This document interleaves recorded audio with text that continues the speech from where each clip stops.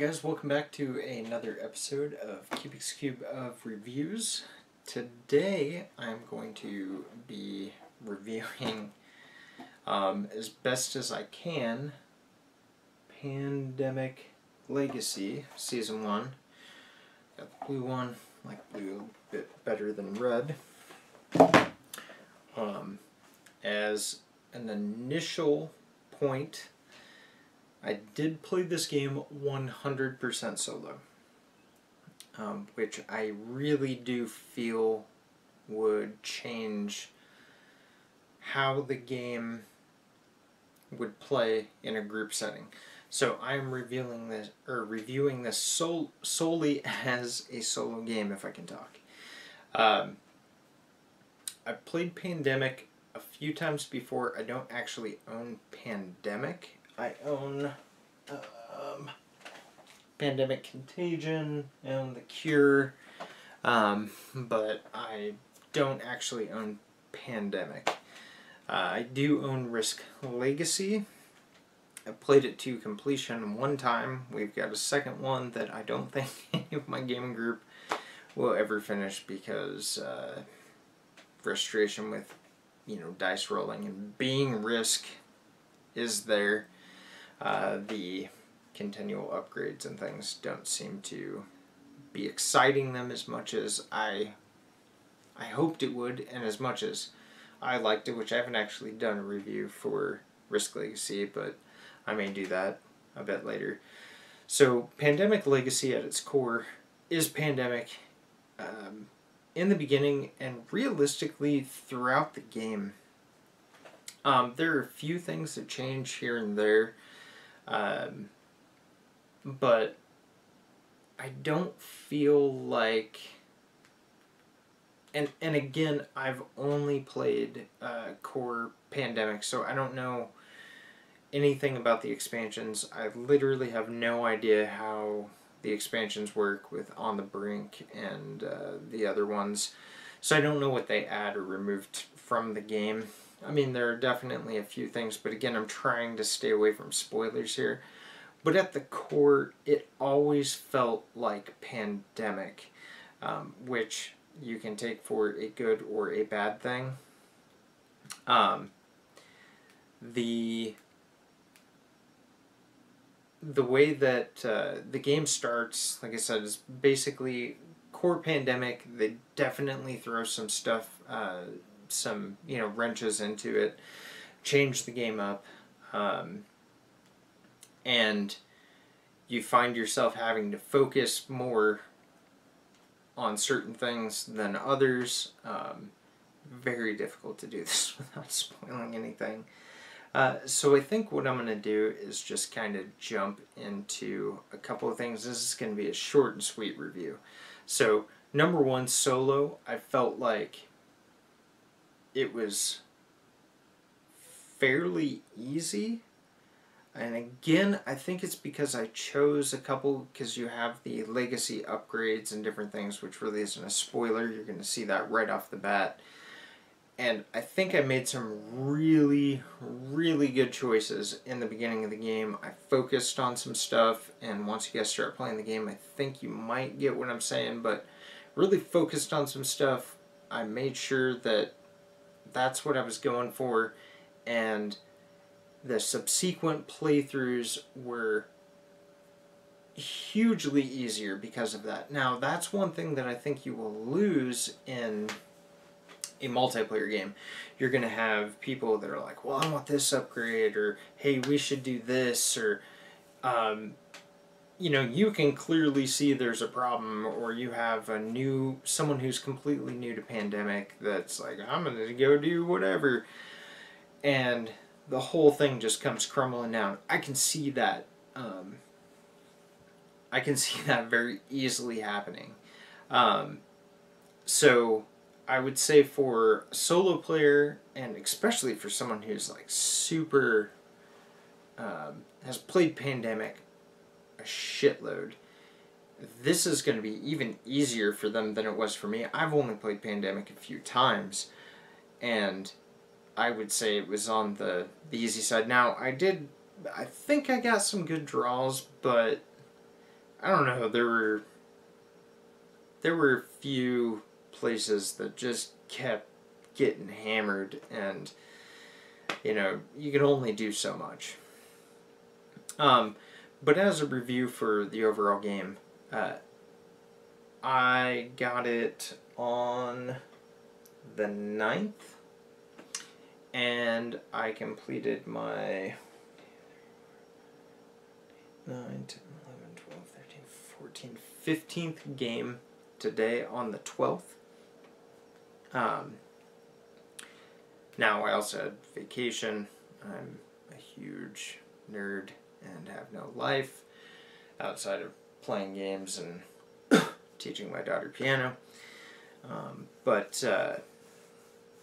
So I played just straight down, you know. Props to my wife for letting me do this on my vacation. So the game was super fun. I always wanted to know what happened next. There was a great storyline, tons of fun in finding out what's going on. But I don't know really how the game necessarily resets at the end. I think that's kind of a miss. And I don't want to say reset because it's part of the whole legacy factor, but I don't know why you would play with both the advantages and disadvantages that are on a pandemic board. It was a great game. I definitely would say at this point it is worth a purchase for both the group and solo play. But I think you still should just buy Pandemic.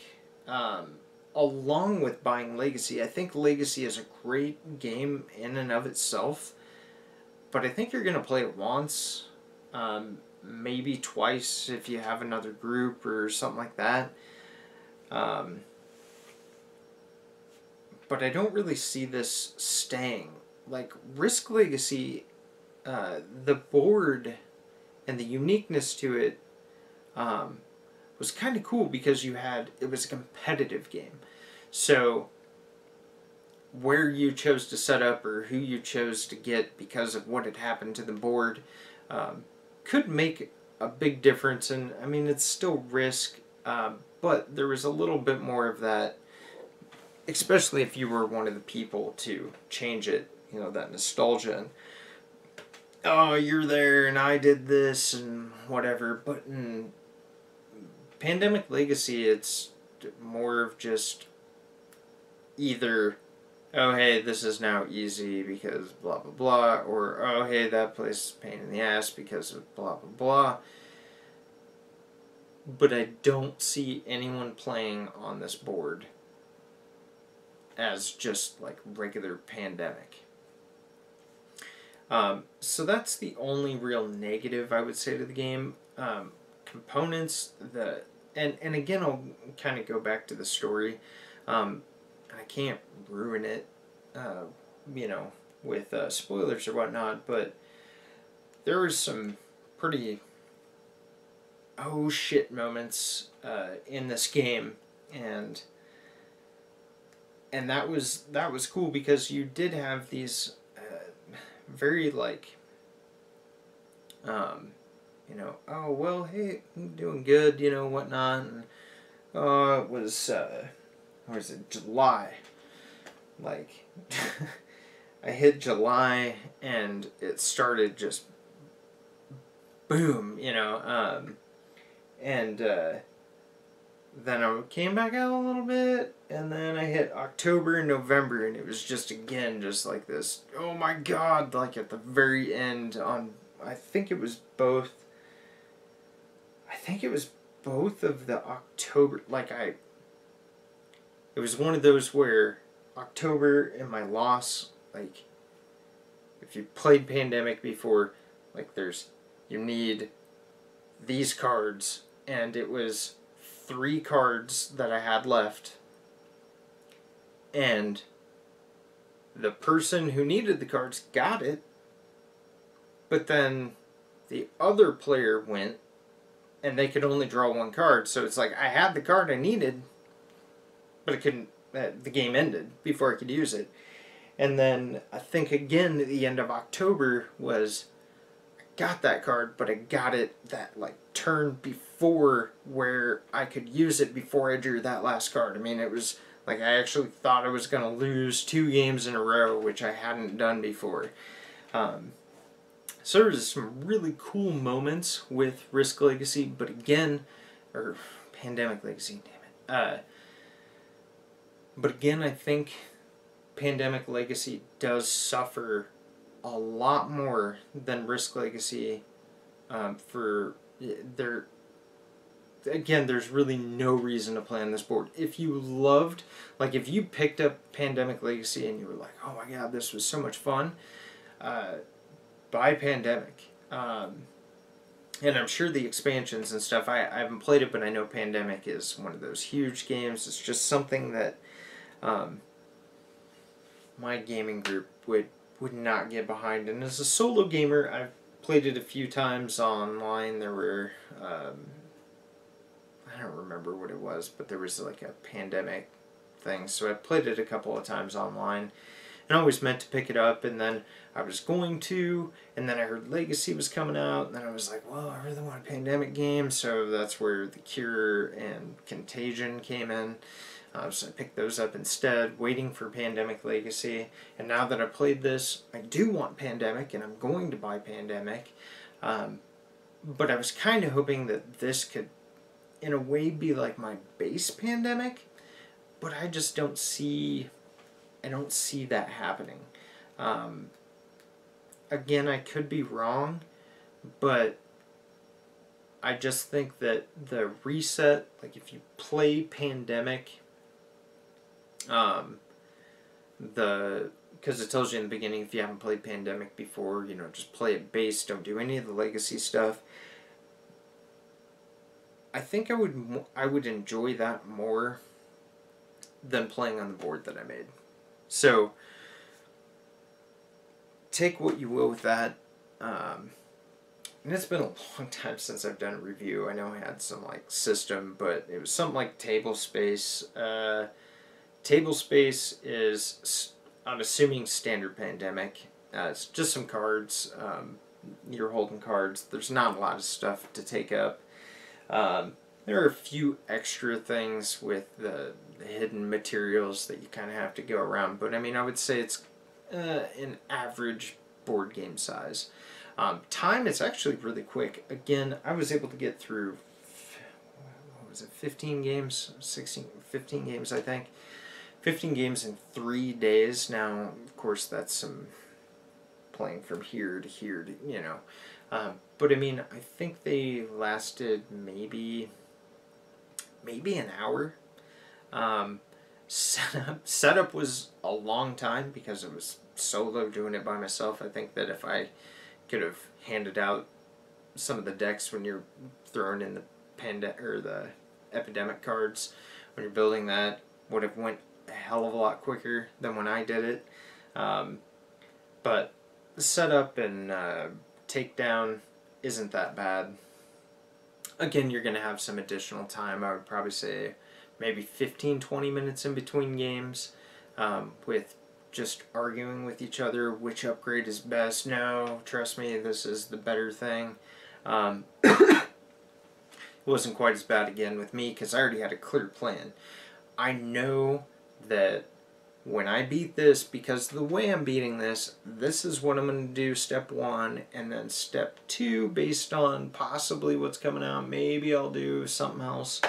But it was fairly quick, fairly concise. I didn't have to worry too much about it. So, the very last thing I would say is that it's a good game in and of itself. Value-wise, played 15 games of it, and I can't say that about every game back here. Mostly, again, because I have a bigger gaming group, and there's a lot of different different types of people. So I don't feel like this would be a game that the majority of my players would like, slash getting all of them to play a game like this 15 to 12 to possibly 24 times. I don't think that they would. And being that I generally have 5, that was the killer right there. That's why I didn't even bother. I was like, I'm just gonna play the solo. I know that going into it, buying it, it's gonna happen. Because I normally have 5 people on my gaming group, we would not get Pandemic Legacy to the table probably for a couple of months, let alone consistently. So if you have a smaller group, if you're one of those that plays 2, 3 players, 4, again, definitely I would say if you like co-ops, if you like tight games, because the games were for the most part tight. I wouldn't say that they were super easy. The end was really easy, I felt like, but again, I think it was just luck of the draw sometimes. There were some games where I was going to lose. It was just guaranteed. I couldn't do anything. It was too many horrible things that I could not stop were happening at the same time, and it was just a cascade fail. So I do think luck kind of helped me a bit on these, but as far as the overall game goes, I would say it's a game to pick up. Something that the experience is worth it. So anyway, that is going to be my review for Pandemic Legacy. One of my quicker reviews, I'm assuming, is because I can't show you the damn board. I can't show you the components. If you want to know what the components are, look at Pandemic. It's fairly the same. They're... well, I can't go too much into it now, can I? Anyway, check you guys later. And subscribe if you like what I do, and check out some of my other reviews, and I will be back fairly shortly with another review.